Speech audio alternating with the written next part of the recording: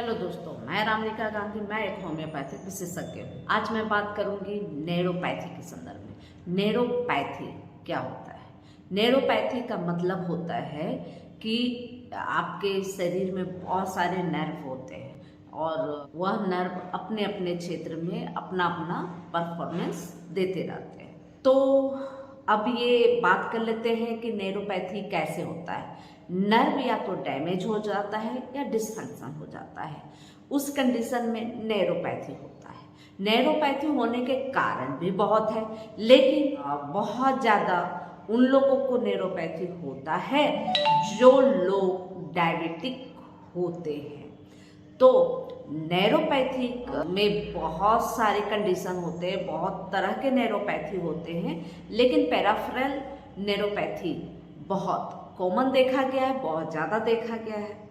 अब नर्व क्या होते हैं? नर्व तीन प्रकार के होते हैं। नर्वस सिस्टम तीन प्रकार के होते हैं।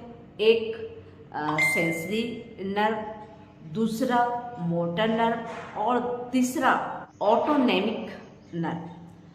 जो सेंसरी नर्व होता है वो हमारे स्किन को ब्लड सप्लाई देती है, और जो मोटर नर्व होता है वो हमारे मसल्स, हाथ पैरों में हो रही कमजोरी बताती है।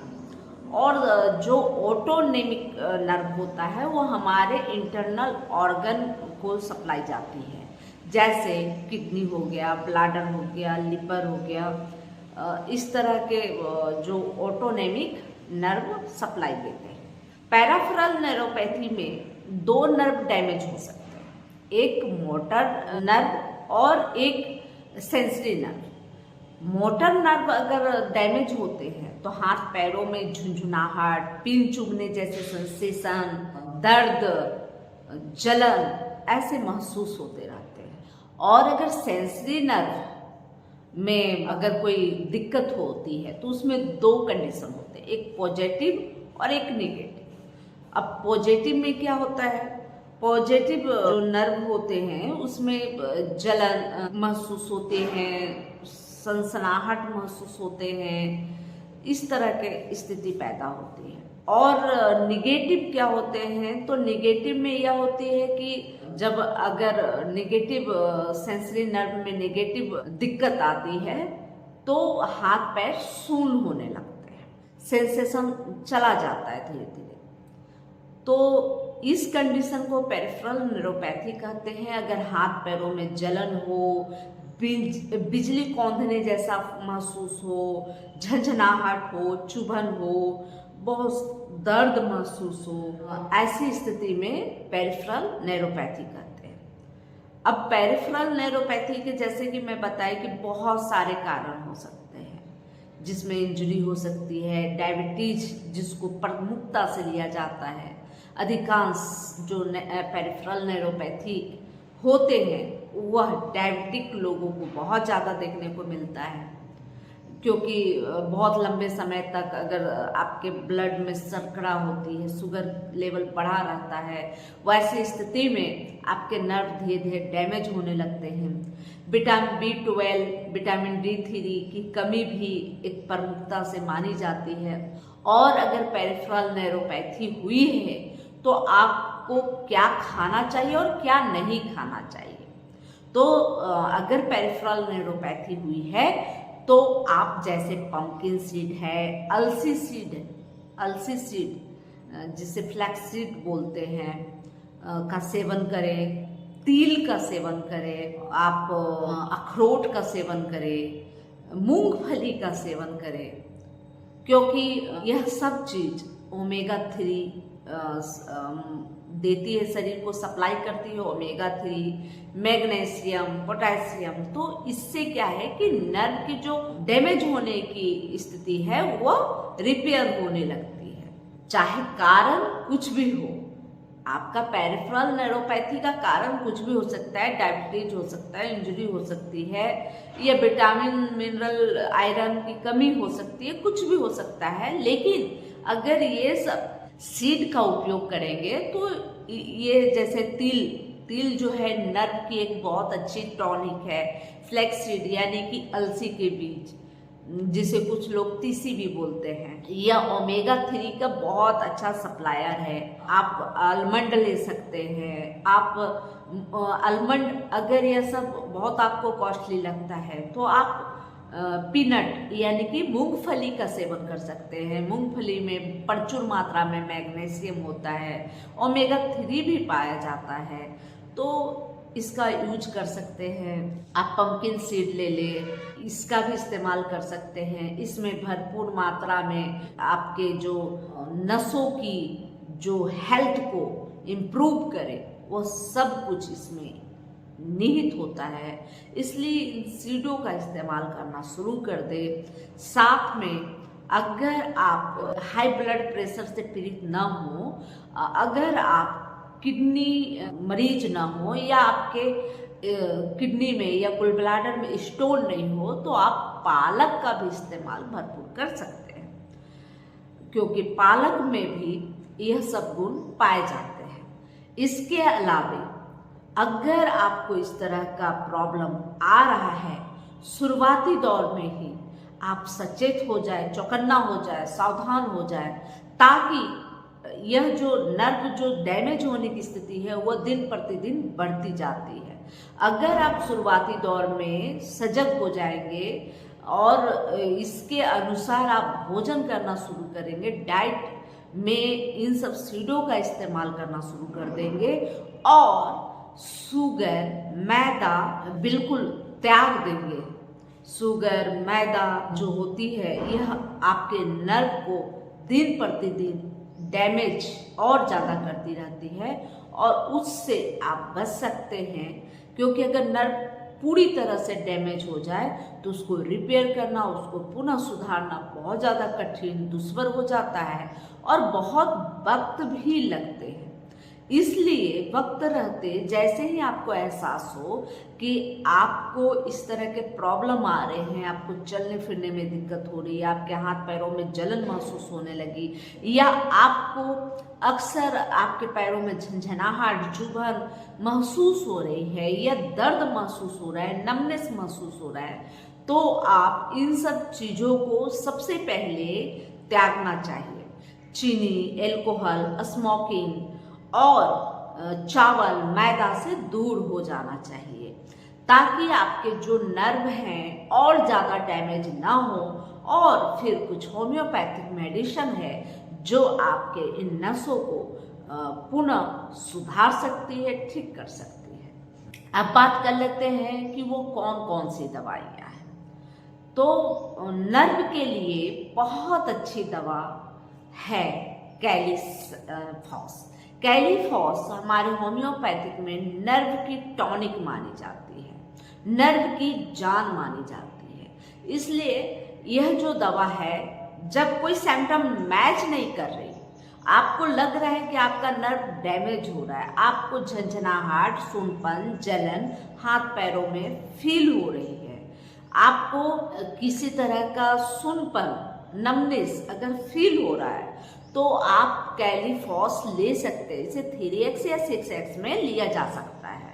इसे 4 गोली सुबह, दोपहर, शाम आप हल्के से गुनगुने पानी के साथ इसका सेवन करेंगे। आप देखेंगे 1 से 2 महीने होते होते आपको इस तरह के प्रॉब्लम में बहुत ज़्यादा आराम महसूस हो गया है और अपने आप को आप अब हेल्दी महसूस कर रहे हैं। यह एक नर्व टॉनिक ही मानी जाती है। वैसे तो नर्व को स्ट्रॉन्ग करने के लिए बहुत सारी होम्योपैथिक में दवाइयाँ हैं, लेकिन कैलीफॉस प्रथमतया देखा जाता है कि कैलीफॉस में बहुत ज़्यादा कैपेसिटी होती है नर्व को पुनः रिपेयर करके नया जीवन प्रदान करने के लिए। इसके अलावे आप अश्वगंधा मदर टीचर ले सकते हैं, जिसे बिदानिया सेमीफेरा कहते हैं। इसे भी आप 10 से 15 बूंद आप ले सकते हैं। और सबसे बेहतर होगा, अगर नर्व आपका डैमेज है तो 5-FOS-A1 आप ले सकते हैं। इसकी 25 बूंद सुबह, दोपहर, शाम ले सकते हैं। इसमें बहुत सारी दवाइयाँ मिली होती हैं और यह टोटल नर्व की जितनी रिपेयर करने की मेडिसिन होती है, इस मेडिसिन में मिली होती है। हमेशा याद रखें 5-FOS-A1 मेडिसिन, यह बहुत ज़्यादा कारगर है नर्व को जल्दी से रिपेयर करके और हेल्दी बनाने में। इसके अलावा जैसे अगर आप कभी गिर गए हो और आपके स्पाइनल में कहीं चोट लगी हो, किसी जगह चोट लगी हो, तो चोट लगने के बाद होने वाले पेरिफेरल न्यूरोपैथी में हाइपेरिकम प्रमुखता से दी जाती है। जल्दी से रिपेयर करने में बहुत ज़्यादा इसका अहम योगदान होता है। तो हाइपेरिकम बहुत ज़्यादा लिया जाता है नर्व डैमेज की स्थिति में। इसके अलावा कुछ और भी दवाइयाँ होती हैं, जैसे आर्सेनिक एल्ब। आर्सेनिक एल्ब को लिया जाता है जब आपके हाथ पैरों में बहुत ज़्यादा जलन आ रही हो और बहुत ज़्यादा बेचैनी महसूस हो रही हो। नैरोपैथी का यह एक खास सिम्टम है कि व्यक्ति को बहुत ज़्यादा बेचैनी भी महसूस होती है, हाथ पैरों में जलन होती है। और अगर हाथ पैरों में जलन होती है तो होम्योपैथिक में 3 दवाइयों को बहुत प्रमुखता से लिया जाता है, एक आर्सेनिक एल्ब, दूसरा फास्फोरस और तीसरा सल्फर। तो यह 3 दवाइयों को आप सिम्टम बाय सिम्टम मैच करके ले सकते हैं। लेकिन आर्सेनिक एल्ब में यह प्रमुखता से देखी जाती है कि इसके जो रोगी होते हैं बहुत ज़्यादा बेचैनी फील करते हैं, जलन के साथ साथ बहुत ज़्यादा बेचैनी फील करते हैं। और इसके जो रोगी होते हैं इसके हाथ पैरों में जो जलन होती है वो रात के समय बहुत ज़्यादा तकलीफ देती है। इसके रोगी बहुत सफाई पसंद होते हैं, इसलिए आर्सेनिक एल्ब ऐसे लोगों को दिया जाता है, रिकमेंड किया जाता है जो सफाई पसंद हो, जो बहुत ज़्यादा बेचैन से महसूस होते हों। उनको जब पैरों में जलन होता है तो बहुत ज़्यादा छटपटाते हो, बेचैनी महसूस करते हो, तो वैसी स्थिति में आर्सेनिक एल्ब बहुत अच्छा काम करता है। 2 और दवाइयाँ हैं, जैसे कॉफिया क्रूरा और कैमोमिला। अब बात कर लेते हैं कि इन दोनों दवाइयों में सिम्टम मैच करते हैं। इन दोनों दवाइयों को कैसे डिफाइन किया जाए, तो जो कैमोमिला होता है उसका रोगी बहुत ज़्यादा कॉफ़ी पीता है और कॉफ़ी का बहुत शौकीन होता है, और उसको अगर पेरिफेरल न्यूरोपैथी है, नर्वस सिस्टम में कोई दिक्कत आ रही है, तो उस स्थिति में आप कैमोमिला लें। जब व्यक्ति बहुत ज़्यादा कॉफ़ी पीने का शौक रखता हो, कॉफ़ी बहुत पीता हो। और दूसरी जो दवाई है कॉफिया क्रूरा, इसके जो मरीज होते हैं जो कॉफ़ी बिल्कुल नहीं पीना पसंद करते, तो वैसी स्थिति में कॉफिया क्रूरा बहुत अच्छा फायदा करता है। तो ये 2 दवाइयाँ हैं जो नर्व के लिए बहुत अच्छी है। इसके अलावा एसिड फॉस ले सकते हैं। एसिड फॉस में बहुत ज़्यादा शारीरिक व मानसिक थकावट बनती है। इसके अलावा आप एसिड पिक्रिक ले सकते हैं। इसमें भी बहुत ज़्यादा वीकनेस देखी जाती है, शारीरिक और मानसिक दोनों वीकनेस देखी जाती है। लेकिन इसमें एक खास सिम्टम होता है, जब आपको जो दर्द होते पेरिफेरल न्यूरोपैथी में वह नीडल चुभने जैसा दर्द हो, जैसे मरीज बताता हो कि उसके हाथ पैरों में इस तरह के नीडल घूम रहे हो, एक साथ कई नीडल डाले जा रहे हो, तो इस तरह का अगर दर्द महसूस है तो वैसी स्थिति में एसिड पिक्रिकम बहुत अच्छा काम करता है पेरिफेरल न्यूरोपैथी। इसके अलावे जैसा कि मैं पहले बताई कि बेदानिया सेमिफेरा यानी कि अश्वगंधा, अश्वगंधा भी नर्व की बहुत अच्छी टॉनिक होती है और इसका इस्तेमाल आप कर सकते हैं। इसके भी कुछ खास सिम्टम होते हैं, लेकिन अगर सिम्टम नहीं जान पा रहे, नहीं समझ पा रहे, तो भी आप ऐसी स्थिति में जब आपकी नर्वस सिस्टम में गड़बड़ी आ रही है, पेरिफेरल न्यूरोपैथी से आप परेशान हैं, तो आप बेदानिया सेमिफेरा ले सकते हैं, यानी कि अश्वगंधा का इस्तेमाल कर सकते हैं। यह जो मैं दवाई बताई यह एक कॉमन दवाई है, इसे आप ले सकते हैं। अपने सिम्टम से मैच अगर कर पा रहे हैं तो बहुत ज़्यादा अच्छा है और आपको बहुत जल्दी आराम होगा। लेकिन अगर सिम्टम मैच करने के आपको कैसे मैच हो, क्या जानकारी हो, आप सुन नहीं पाते हो, समझ नहीं पाते हो बातों को, तो भी आप जो बेदारिया सेम्फेरिया है और कैलिफॉस है, इन दोनों दवाइयों को आप आवश्यक रूप से ले सकते हैं बिना कोई जानकारी का।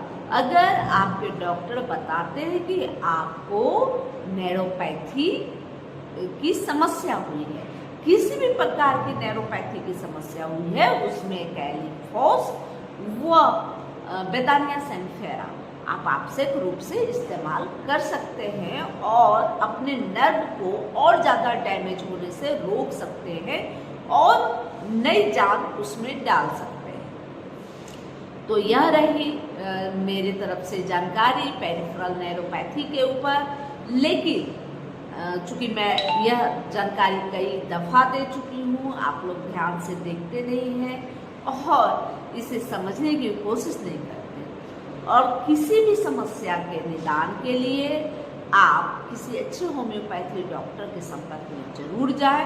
आपके डॉक्टर आपकी समस्याओं को शुरू से अंत तक समझेंगे और हर कारण, हर लक्षण को आकलन करेंगे और आपके लिए अच्छी दवा का चयन करेंगे जो आपके लिए बेहतर होगा और आपकी समस्या को मूल रूप से ठीक करने में कारगर होगा।